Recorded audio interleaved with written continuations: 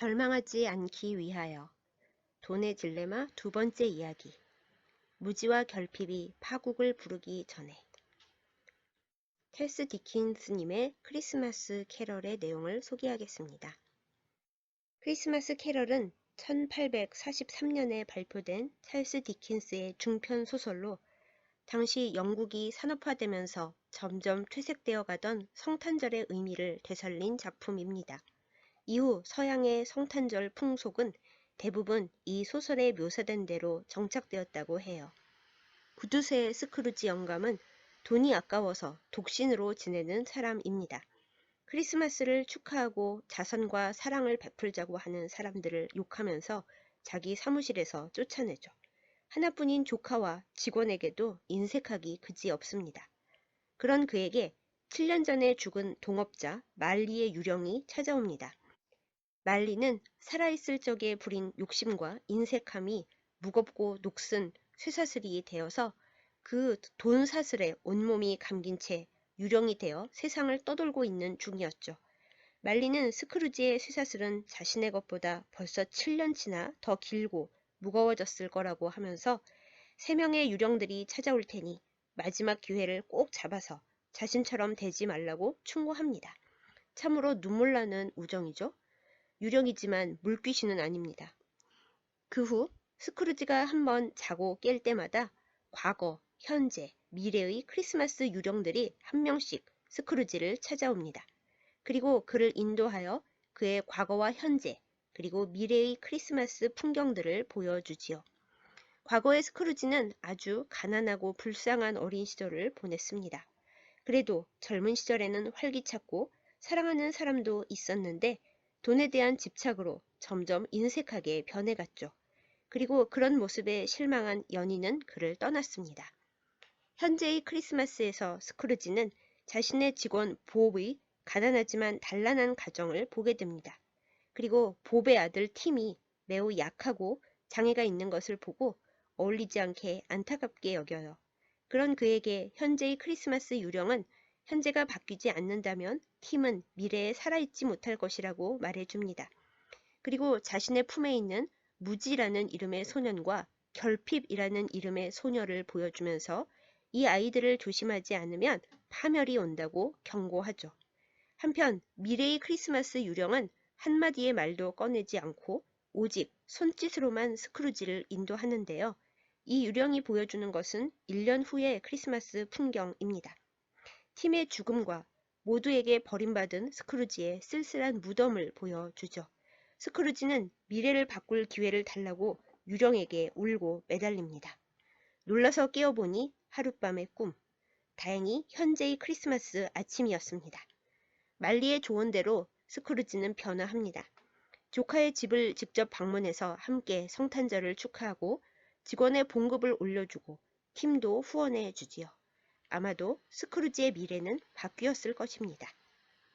크리스마스 캐럴은 크리스마스 이브와 크리스마스 당일을 배경으로 돈의 딜레마를 보여줍니다. 너무나 가난했기에 그 가난에서 탈출하고자 악착같이 살았을 말리와 스크루지. 그런데 너무 악착같이 산 게 문제였을까요? 세상을 떠난 말리는 쇠사슬 같은 돈줄에 영원히 얽매여 있고 돈 많은 스크루지는 행복과는 거리가 먼 나날들을 살면서 모두에게 버림받는 미래를 향해 가고 있었습니다. 한편 스크루지의 직원 봅의 가정은 가난해도 화목하지만 그 가난 때문에 아픈 아이를 치료해 줄 수 없는 고통을 겪고 있죠. 이 문제 역시 그냥 웃고 넘길 수는 없는 돈 없음의 불행입니다. 후에 스크루지가 회심하고 후원하지 않았다면 미래의 크리스마스 유령이 보여주었던 대로 팀을 살릴 수 없었을 것입니다. 이 세상에 얼마나 많은 봅의 가정과 아픈 팀이 있겠습니까? 행복한 결말이 아닌 경우가 더욱 많고요. 많아도 부족해도 돈 문제는 그야말로 문제입니다. 현재의 크리스마스 유령이 스크루지에게 보여준 무지라는 이름의 소년과 결핍이라는 이름의 소년은 후에 만들어진 디즈니 애니메이션에서 청년이 되어 도둑질을 하려다가 감옥에 갇혀 사라지고 거리의 여인이 되었다가 정신병원에 환자복을 입고 사라지는 으스스한 모습으로까지 표현됩니다. 복지 국가를 이루기 위해 사회가 해야 할 일을 제시한 영국의 베버리지 보고서에도 극복해야 할 5대 악 중 2가지로 이 무지와 결핍이 등장해요. 참고로 5대 악, 즉 5가지 악은 결핍, 질병, 무지, 불결, 그리고 나태인데요. 베버리지 보고서는 특히 결핍 극복에 초점을 맞추고 다양한 사회보장 제도를 주장했습니다. 모두가 불편하지 않게 돈이 잘 분배되면 얼마나 좋을까요? 그러나 자원은 한정되어 있고 인간의 욕심은 끝이 없으며 돈은 모이는 곳으로만 모이는 것이 세상의 슬픈 현실입니다. 그러니 우리가 할 수 있는 최선은 무지와 결핍이 사람들을 파국으로 끌고 가지 않도록 사회 구조학을 최대한 개선하고 돈에 대해 올바른 가치관을 가지고 실천하며 살아가는 세상을 만들어가는 일일 겁니다. 구두쇠 스크루지가 회심하고 팀을 후원해서 그 아이를 살렸듯이 더 가진 이들은 올바른 가치관으로 기부하고 협력하여 아무리 가난하더라도 어느 정도는 살아갈 수 있는 사회를 구축해야 할 것입니다. 또한 늘 돈 문제에 시달리고 쪼들리더라도 무지와 결핍으로 파국에 이르지 않도록 마음과 손만은 가난하지 않은 우리가 되어야겠고요. 그리고 너무나 힘들고 가난하다 해도 절망하지 않고 외부에 도움을 청할 수 있어야겠죠. 그런 의미에서 사회는 그 구성원들을 위험으로부터 보호하기 위한 복지 기본선을 보장해야 합니다. 그 혜택을 누릴 수 있도록 잘 알려야 하고 제대로 실행되고 있는지 살펴야 하고요. 이런 일들이 돈의 딜레마에 균형을 맞추도록 우리가 힘써야 할 행동이고 마음가짐입니다. 실행하기가 너무 어렵긴 하지만요. 그래도 포기할 수는 없습니다. 제가 성경에서 참 가슴 아파하는 말씀이 있어요. 구약성경 신명기 15장 11절입니다. 땅에는 언제든지 가난한 자가 그치지 아니하겠으므로 내가 네게 명령하여 이르노니 너는 반드시 내 땅 안에 내 형제 중 곤란한 자와 궁핍한 자에게 내 손을 펼지니라. 이 세상이 이대로 존재하는 한 아무리 노력하고 복지 정책을 잘 실천한다 해도 어떤 서글픈 이유로든 가난과 곤란에 힘겨워하는 사람은 꼭 존재한다는 팩트. 이것이 성경에 써 있는 진실입니다. 그러니 손을 펴서 그들을 도우라는 하나님의 명령이 뒤따르고요. 가난을 이겨내려고 죽도록 애썼고 성공한 스크루지. 가난에서는 벗어났지만 더 큰 결핍에 매여 있다가 그래도 다행히 돈의 딜레마에서 벗어났습니다. 돈이 없고 가난해도 거기에 묶이지 않으려고 애썼던 봅과 그의 가족. 그러나 돈의 딜레마에서 벗어나는 일은 정신 승리만으론 불가능했습니다. 무거운 현실에서 절망하지 않고 미래를 꿈꾸기 위해서는 도움과 사랑이 절실하게 필요했죠. 소설 속에서 그들은 방법을 찾고 구원을 얻었습니다. 그러나 우리가 살아가고 있는 이 현실은 어떠한가요?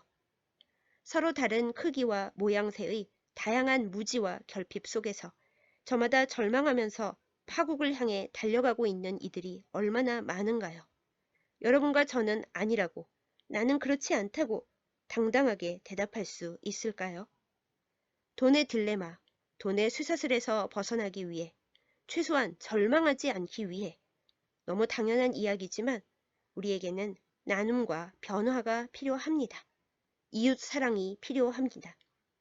조금이라도 여유로운 형편이라면 더 많이 가져야 한다는 욕심과 불안, 그리고 주변을 돌아볼 줄 모르는 무지와 결핍의 쇠사슬에 묶이지 말고 손을 펼치는 지혜와 진정한 풍요의 통로가 되어야겠습니다.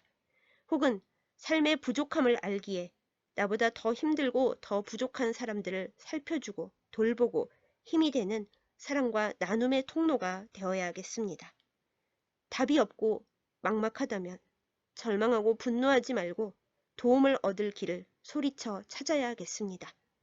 그리고 이 사회가 돈에 매여 망하지 않도록 과거와 현재와 미래 속에서 계속 배워가야겠죠. 작은 것이라도 일단 실천해야겠죠. 유령처럼 희미해 보이는 것일지라도 변화를 붙잡고 용기를 내어야 할 것입니다. 돈은 무섭습니다. 너무 많아도, 너무 없어도 삶과 영혼을 제대로 지키기가 힘이 듭니다. 그래서 돈 문제 앞에서 우리는 더욱 정신을 바짝 차리고 언제나 깨어 있어야 할 것 같습니다. 말리처럼 죽어서 후회해봤자 아무 의미가 없습니다. 살아서 돈의 딜레마가 우리를 덮치고 힘들게 할지라도 균형을 잡고 돈보다 더 크고 중요한 본질을 찾아서 붙드는 우리이기를 간절히 기도하고 소망합니다. 돈은 내가 살아가기 위해 필요한 것이지 나 자신보다 내 가족과 사랑하는 사람보다 소중한 것이 결코 아닙니다. 돈의 딜레마 앞에서 희망과 나눔과 변혁을 선택하는 사회를 향해 나아가는 발걸음과 누군가를 향해 펴서 내미는 따뜻한 손을 응원합니다. 우리의 발걸음과 우리의 손이 따뜻했으면 좋겠습니다. 돈의 딜레마 마지막 이야기는 성탄절 즈음에 가지고 돌아오겠습니다.